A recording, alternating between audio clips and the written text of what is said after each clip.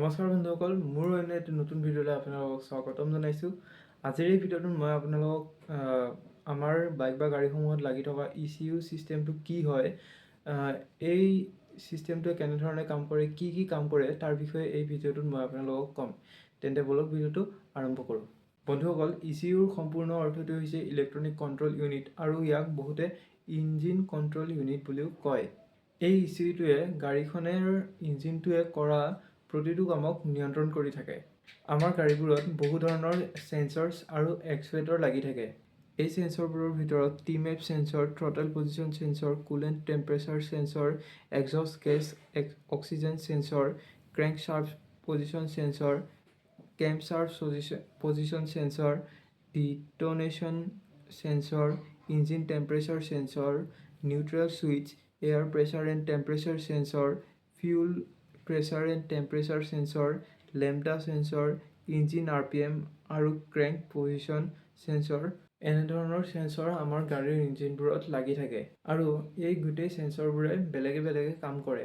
যেনে ইঞ্জিনৰ RPM কিমান, ইঞ্জিনৰ টেম্পাৰেচাৰটো কিমান, এয়াৰ প্ৰেছাৰ কিমান, ফিউল প্ৰেছাৰ কিমান, কুলেণ্ট টেম্পাৰেচাৰটো কিমান হয়, এই গোটেইবোৰ বেলেগ বেলেগ ধৰণৰ সেন্সৰে লক্ষ্য কৰি থাকে বা নিয়ন্ত্ৰণ কৰি থাকে। আৰু এই গোটেই তথ্যবোৰ সেন্সৰছবোৰে ইলেক্ট্ৰনিক কণ্ট্ৰল ইউনিট ECUক পঠিয়াই দিয়ে। উদাহৰণস্বৰূপে, থ্ৰটেল পজিশ্যন সেন্সৰটোৱে ইঞ্জিনৰ ভিতৰত কিমান পৰিমাণৰ এয়াৰ গৈ আছে তাক সূচায়। ইঞ্জিন টেম্পাৰেচাৰ সেন্সৰটোৱে ইঞ্জিন কুলেণ্টৰ টেম্পাৰেচাৰটো লক্ষ্য কৰি পেলাই ইঞ্জিনৰ টেম্পাৰেচাৰটো কিমান হৈছে সেইটো ECUলৈ ডাটাখিনি পঠিয়াই দিয়ে। ইয়াৰ উপৰিও ক্ৰেংকশ্বাফ্ট পজিশ্যন সেন্সৰটোৱে ক্ৰেংকশ্বাফ্টটোৰ ৰোটেশ্যনেল স্পীডটো কিমান হয় আৰু ক্ৰেংকশ্বাফ্ট পজিশ্যনটো লক্ষ্য কৰে আৰু সেই ডাটাখিনি ECUলৈ পঠিয়াই দিয়ে। আৰু এনেধৰণে গোটেই সেন্সৰছবোৰে যিবোৰ ডাটা কালেক্ট কৰে সেইবোৰ ECUলৈ পঠিয়াই দিয়ে আৰু এই গোটেই ডাটাবোৰ ECUৱে পৰীক্ষা কৰে আৰু সেই অনুযায়ী এই ডাটাখিনিক এক্সুৱেটৰলৈ পঠিয়াই দিয়ে।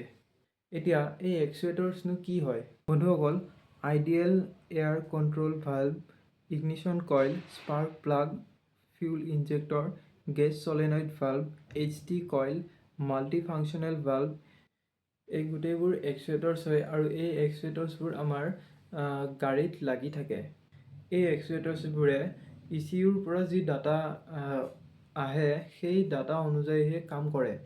যেনে ECUৱে স্পাৰ্ক প্লাগৰ পৰা কেতিয়া স্পাৰ্ক ওলাব লাগে সেইটো ছিগনেল দিয়ে আৰু সেই অনুযায়ীহে স্পাৰ্ক প্লাগৰ পৰা স্পাৰ্ক ওলায়। এনেধৰণেই ECUটো ইঞ্জিনৰ মাজত এক্সুৱেটৰ্ছ আৰু সেন্সৰবোৰৰ মাজত থাকে আৰু এই সেন্সৰবোৰৰ পৰা ডাটাবিলাক ECU লৈ পেলাই ECUৱে আকৌ এক্সুৱেটৰ্ছলৈ পঠিয়াই দিয়ে আৰু এনেধৰণে এই কামটো চলি থাকে।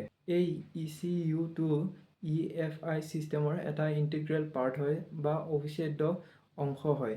EFI ফুল ফৰ্মটো হৈছে ইলেক্ট্ৰনিক ফিউল ইনজেক্টৰ আৰু এই EFIটোক আমি তিনিটা ভাগত ভগাব পাৰোঁ। তাৰে প্ৰথমটো হৈছে এয়াৰ ইণ্ডাক্টৰী চিষ্টেম, 2 নম্বৰটো হৈছে ফিউল ডেলিভাৰী চিষ্টেম আৰু 3 নম্বৰটো হৈছে ইলেক্ট্ৰনিক কণ্ট্ৰল চিষ্টেম। এতিয়া আমি চাওঁ আহক ECUৱে কি কাম কৰে। ECUৰ চবতকৈ ইম্পৰ্টেণ্ট ফাংচনটো হৈছে এয়াৰ ফিউলৰ মিশ্ৰণটো কণ্ট্ৰল কৰা। ECUটোত ইঞ্জিনৰ লোড কিমান, ইঞ্জিনটোৰ RPM কিমান হৈ আছে, ইঞ্জিনৰ ভিতৰলৈ কিমান পৰিমাণৰ এয়াৰ আহি আছে, ইঞ্জিনৰ টেম্পাৰেচাৰটো কিমান, এনেকুৱা বহুত ধৰণৰ সেন্সৰছবিলাকৰ ডাটাবিলাক ECUলৈ আহে।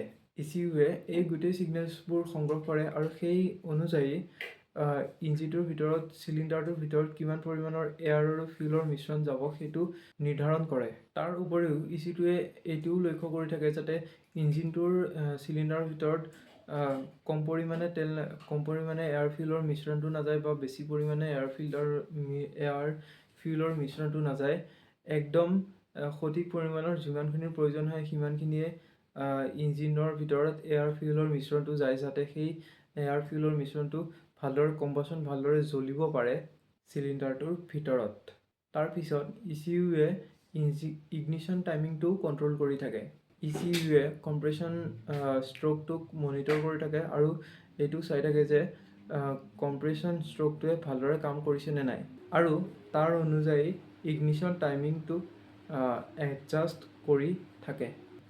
তাৰ উপৰিও ECUৱে ইঞ্জিনৰ ভিতৰত আনবাৰ্ণ গেছ আছে নেকি সেইটোও লক্ষ্য কৰি থাকে আৰু এই ছিগনেলটো স্পাৰ্ক প্লাগলৈ পঠিয়াই দিয়ে। যদি ECUৱে প্ৰি ইগনিশ্যনৰ প্ৰব্লেমটো ডিটেক্ট কৰে তেনেহ'লে স্পাৰ্ক প্লাগৰ পৰা স্পাৰ্ক ওলোৱা টাইমিংটো কিছু পৰিমাণে লাহে কৰি দিয়ে আৰু যাৰ ফলত কি হয় এয়াৰ আৰু ফিউলৰ মিশ্ৰণটো ভালদৰে জ্বলিব পাৰে আৰু কোনো ধৰণৰ আনবাৰ্ণ গেছ ইঞ্জিনৰ ভিতৰত চিলিণ্ডাৰৰ ভিতৰলৈ নাযায় বা জ্বলিব নোৱাৰে আৰু এনেধৰণেই ECUৱে ইগনিশ্যন টাইমিংটো কণ্ট্ৰল কৰি থাকে। তাৰপিছত ECUৱে আইডিয়েল স্পীড আৰু ভেৰিয়েবল ভাল্ভ টাইমিঙো কণ্ট্ৰল কৰি থাকে। ECUত থ্ৰটেলৰ অপেনিং আৰু ক্লজিংটো অলৰেডি ঠিকে কৰা হৈ থাকে আৰু থ্ৰটেলটোক ECUৱে ৰখাই পেলাই আইডিয়েল স্পীডটো কণ্ট্ৰল কৰি থাকে। তাৰ উপৰিও ECUৱে ভেল্ভটো টাইমিঙো কণ্ট্ৰল কৰি থাকে, অৰ্থাৎ ইনটেক ভেল্ভটো কেতিয়া অ'পেন হ'ব, কেতিয়া খুলিব, কেতিয়া বন্ধ হ'ব সেইটো কণ্ট্ৰল কৰি থাকে যাতে গাড়ীখনৰ ইঞ্জিনটোৱে সঠিক সময়ত সঠিক এমাউণ্টৰ পাৱাৰ আমাক উলিয়াই দিব পাৰে আৰু তাৰ ফলত ফিউলৰ ইকনমিও আমি ভাল দেখিবলৈ পাওঁ।